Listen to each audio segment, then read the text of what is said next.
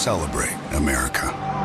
The boys you raised across this nation are the men of Super Bowl Sunday. Before I was here, I came from White House, Texas. Arlington Heights, Illinois. Before I was at the Super Bowl, I came from New Orleans. University of Iowa. Edward County Middle School. San Marcos, Cleveland California. Heights, Ohio. I came from Houston, Mississippi.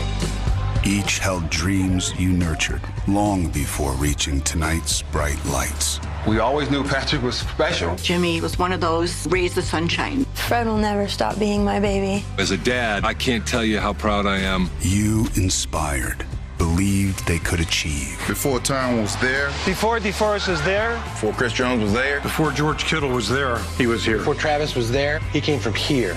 A lifetime of learning and a tapestry of teachers leads to this. I love you, Mom. I love you guys. You know I do. Thank you, Dad. You made me who I am today. Especially Miss Jensen back in 3rd grade. All y'all mean the world to me.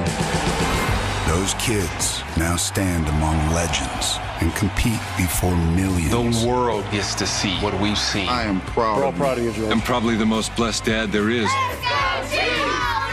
It's San Francisco, Kansas City, and America on Super Bowl Sunday. Now let's go out and win it. Let's go win it. Win it for our family. For our friends. Let's go out and win it. Let's go win it. Okay. I feel like a little kid.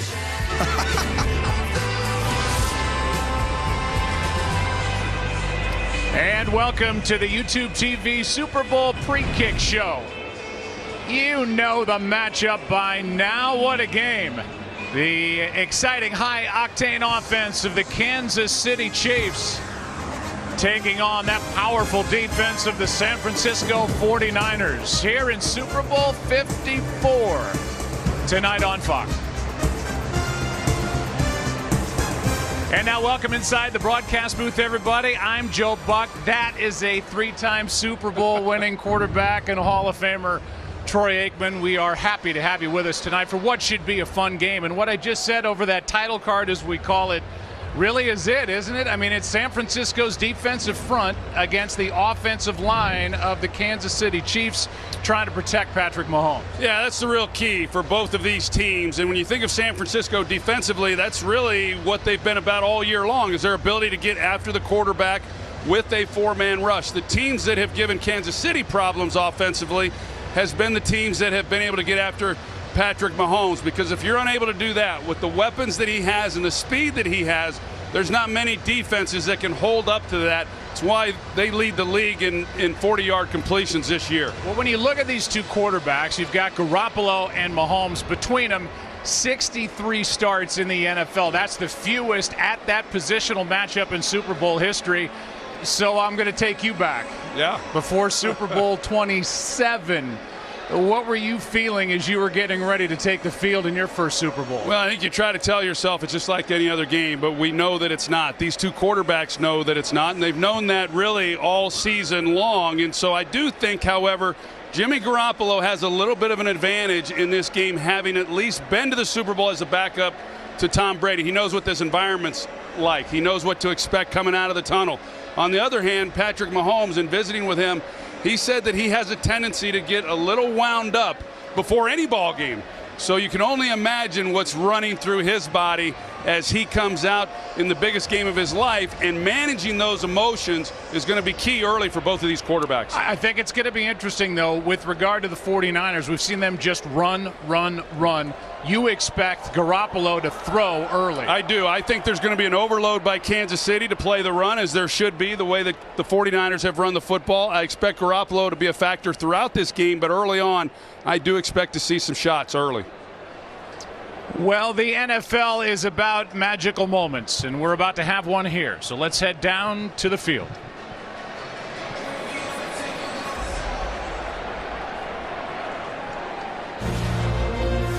Ladies and gentlemen, please direct your attention to midfield for a special presentation of the NFL 100 All-Time Team.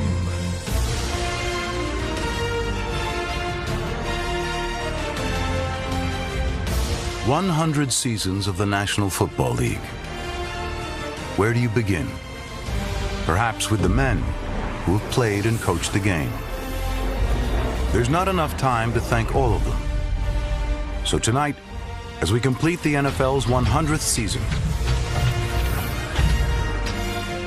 we honor the 100 greatest players and 10 greatest coaches in NFL history.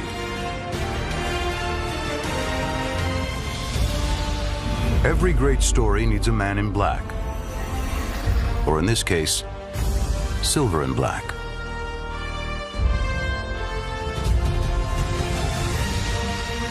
No one has made the Raiders see red like the Kansas City Chiefs.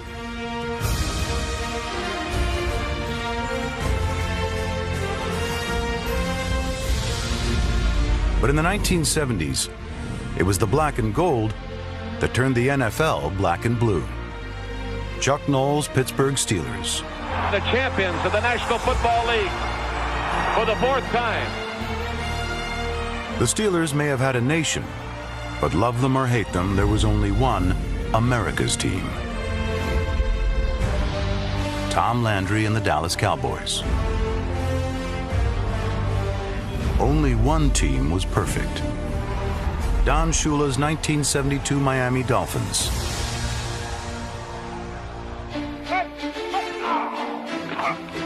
We wouldn't be here tonight if not for original teams like the Chicago Bears and founders like George Halas. Papa Bear George Halas with the Monsters of the Midway. Or Paul Brown, football's greatest innovator. Those Browns had another Brown, who may have been the best ever to play the game. This is Jim Brown, the most devastating ball carrier in the history of football.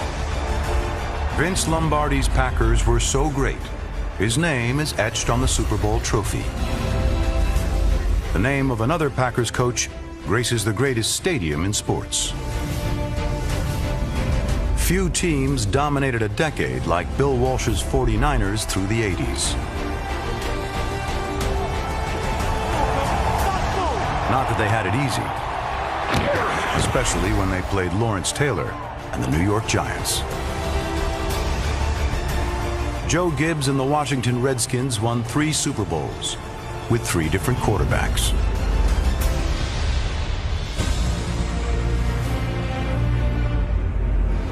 Up the road from D.C., they still talk about the 1958 Baltimore Colts, who won the game many call the greatest ever played.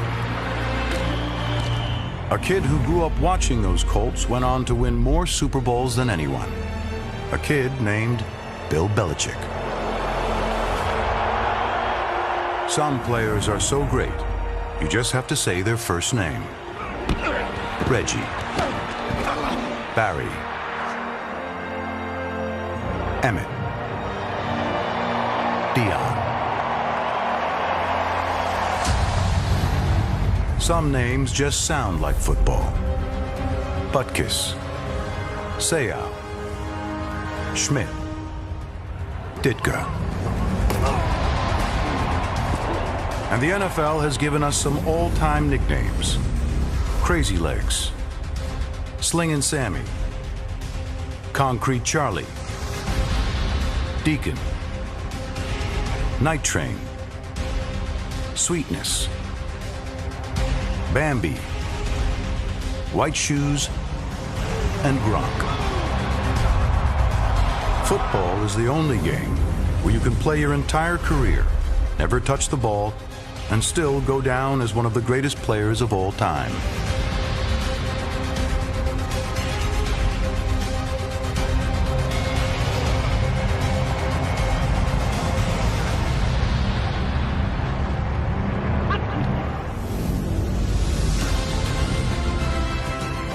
Football also gives us players who can do something special every time they touch the ball. Gale Sayers for a touchdown. There it is! Touchdown, Seahawks! Leaping catch for Randy Moss. Gonzalez, what a catch! Marvin Harrison, what a circus catch! Larry Lungeon does it again! Devin Hester, you are ridiculous! If you want to win a football game, you also need great defense to stop all those playmakers. Regulator, mount up! It's picked off. Ray Lewis has the ball. And Reed's got it. Rod Woodson is picked off by Darrell Green. Richardson weaves his way into the end zone. must have a kicker who can come through when everything is on the line. And it is good! It's good! Finally, you can't play this game without a quarterback. And you can't win big without a great one.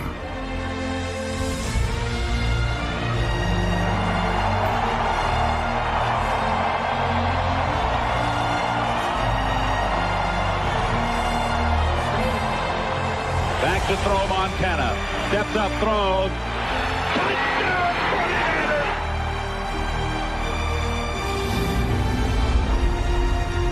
100 years of the NFL right here on this field. Ladies and gentlemen, let's say thank you to the greatest players and coaches in NFL history. The NFL 100 all-time team.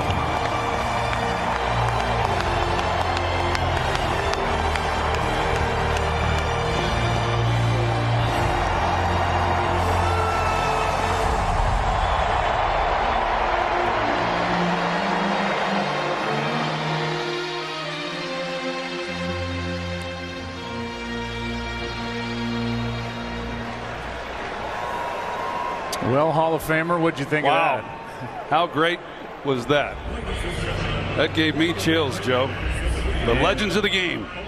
For as much as those guys have given to this game, we saw those genuine smiles, and you have to believe they love being down on that field all together. So much more to come before kickoff in Miami. Take a break. Come back right after this.